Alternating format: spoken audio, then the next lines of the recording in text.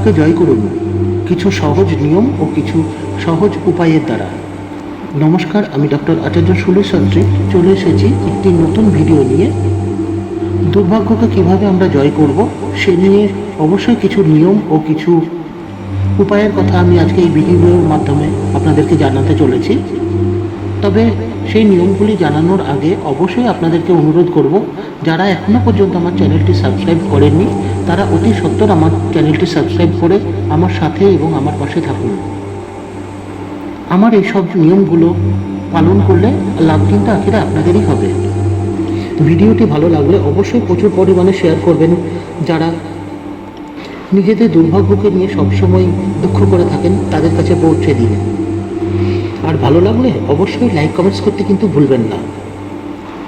দুর্ভাগ্য দূর করার জন্য কিছু জ্যোতিষীয় উপায় আছে, যেমন রাতে ঘুমানোর আগে তামার বাটিতে জল রেখে শোয়া, নিয়মিত দেবদেবীর পুজো করা এবং খারাপ চিন্তা ও কর্ম পরিহার করা। এবার আপনাদেরকে বলি জ্যোতিষীয় কিছু উপায়ের কথা। সর্বপ্রথম যে কাজটি করবেন সেটি হলো রাতে ঘুমানোর আগে একটি তামার বাটিতে জল ভরে মাথার কাছে রেখে ঘুমান। এটি করার ফলে আপনাদের সমস্ত নেগেটিভিটি ওই বাটির জলটা অবজার্ভ করবে। নিয়মিত দেবদেবীর পূজা করা এবং ভালো কাজ করা। কষ্ট দূর করার জন্য যে ব্যক্তির ওপর কষ্ট আসছে তার উপর থেকে একটি নারকেল 21 বার ঘুরিয়ে নিয়ে কোনো দেবস্থানে গিয়ে আগুনে পুড়িয়ে দিন।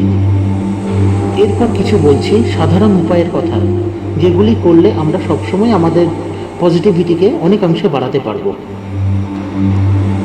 নিয়মিত পরিষ্কার পরিচ্ছন্ন থাকা, খারাপ চিন্তা ও কর্ম পরিহার করা, সবসময় শুভ চিন্তা করা এবং কাজে মন দিয়ে কাজ করা, অন্যের প্রতি সহানুভূতিশীল হওয়া, শুভ কাজে বেশি মনোনিবেশ করা। এই সকল নিয়মগুলো আমরা যদি সবসময় মেনে চলি বা পালন করি তাহলে আমরা অচিরেই পারবো নিজেদের দুর্ভাগ্যকে জয় করতে।